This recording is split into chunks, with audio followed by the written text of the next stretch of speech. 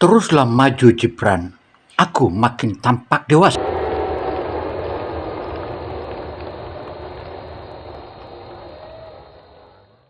Gibran membawa keberuntungan bagi bangsa ini, percayakah atau tidak? Calon Presiden Pak Prabowo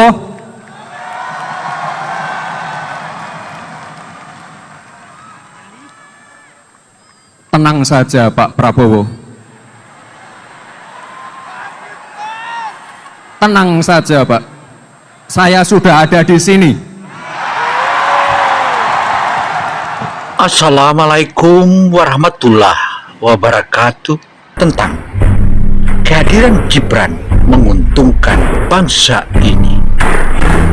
Karena itu saudara, kehadiran Gibran bersama dan mendampingi Prabowo merupakan salah satu keberuntungan buat Prabowo dan bangsa ini. Demikian pula para milenial di seluruh bangsa ini. Dengan terubahnya aturan dan undang-undang sehingga memberi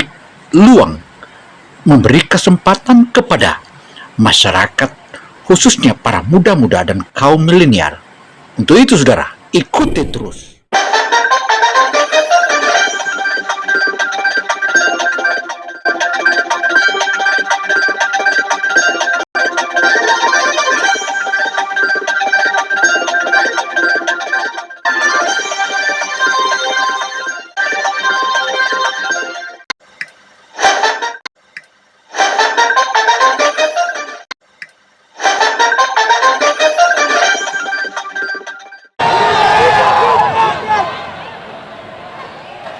Para senior, tokoh agama yang saya hormati, luar biasa sekali.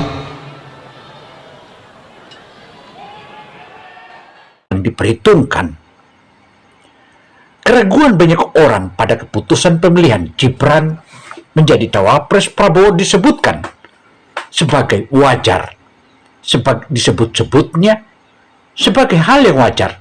Namun dia mengingatkan keputusan keduanya punya niat untuk memajukan Indonesia.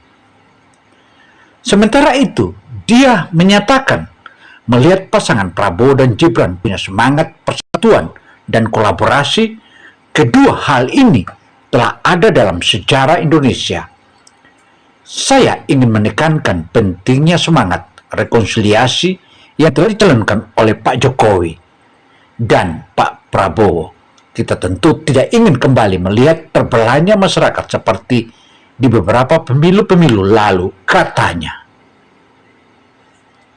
Dan apa yang telah dipaparkan oleh LBP tersebut tentu saja mengingatkan kita, dan dalam pengakuan LBP menyebutkan bahwa meskipun dia saat ini sedang berobat di salah satu tempat di luar negeri, dia tetap memantau informasi terkait Pilpres 2024. Prabowo Gibran, dia juga tak lupa menyebutkan pasangan lainnya, mulai dari mengucapkan selamat pada Menko Polhukam Mahfud MD yang kini resmi mendampingi Ganjar Pranowo sebagai calon wakil presiden cawapres 2024. Hal inilah yang membuat Luhut juga mengucapkan rasa hormatnya pada pasangan Anies Baswedan dan Muhaimin Iskandar.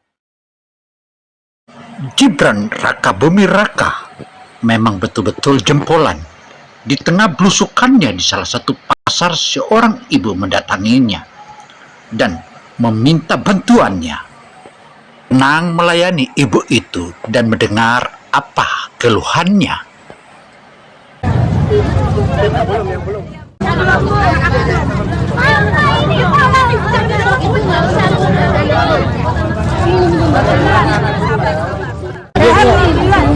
Mas Media dulu. Rumah saya kan mau digusur Pak, lebaran stasiun Manggarai kali. Ini nomor 2 mentara itu ya.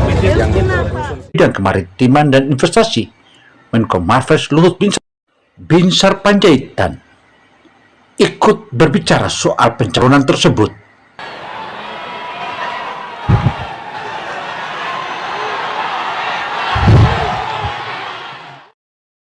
Masa saya mesti cari tahu hak pilih saya? Kan tergantung hati saya juga. Kalau saya, siapa yang paling saya anggap bisa bekerja sama dengan saya atau masih dengan saya, kan segitu sama aja. Itu sangat manusiawi. Tapi kalau orang memusuhin saya, Atau Luhut Binsar Panjaitan ikut berbicara soal pencalonan tersebut, termasuk respon masyarakat soal pasangan itu. Ada yang optimis, namun banyak juga yang melihatnya dengan keraguan. Tetapi ini biasa aja, adalah hal yang lumrah di sebuah negara demokrasi seperti Indonesia. Setiap warganya mengungkapkan berbeda, dan perbedaan itu tentu saja disampaikan, sebaiknya bisa disampaikan dengan penuh adab, jauh dari caci maki dan ujaran fitnah yang tak berdasar. Dikutip dari sejumlah media atau di Instagram pribadinya, sebagaimana yang dipaparkan oleh Luhut Binsar Panjaitan atau @luhut.panjaitan. Luhut juga menceritakan pengalamannya berada di dalam politik Indonesia. Dia tahu setiap keputusan sudah dalam pertimbangan yang mendalam, termasuk keputusan Prabowo dan Gibran.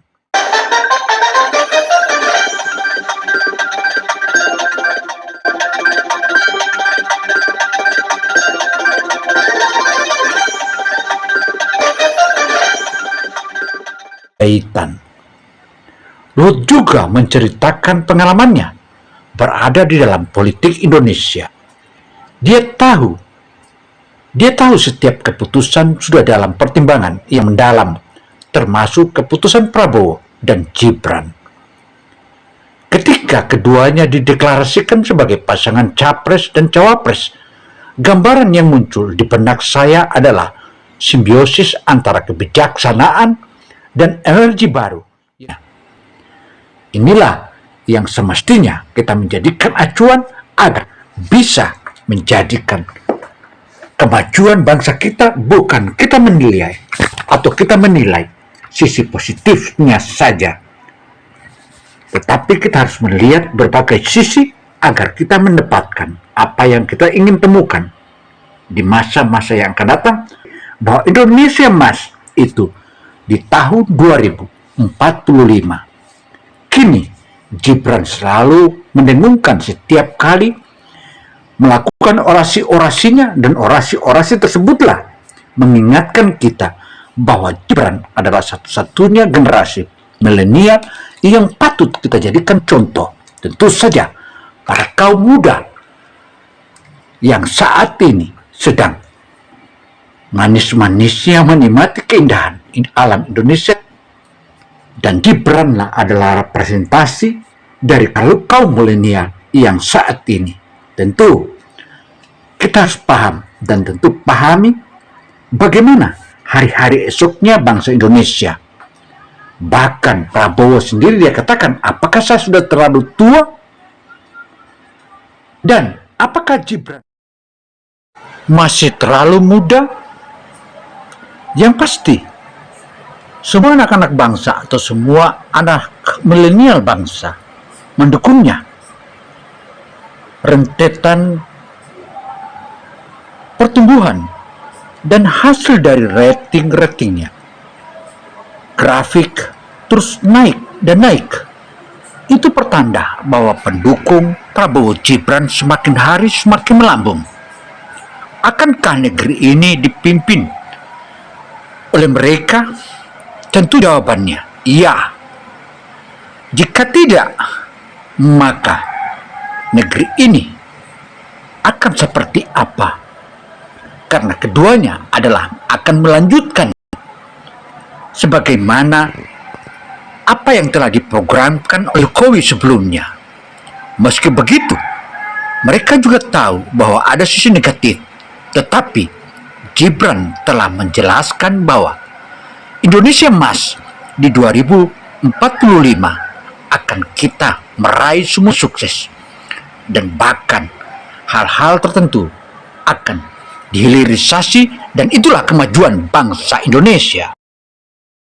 Inilah hasil survei dan fakta yang sebenarnya. Dan mari kita saksikan terus.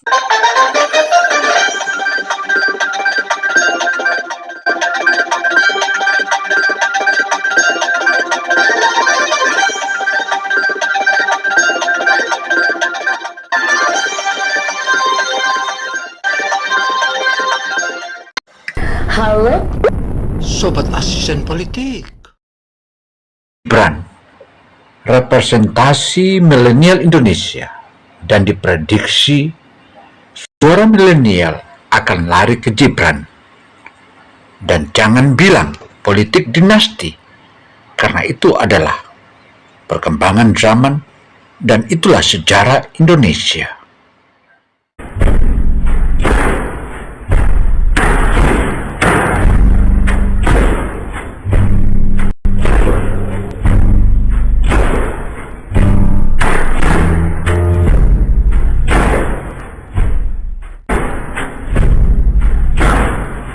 Demikian, saya Gino Samsudin Mirsab melaporkan.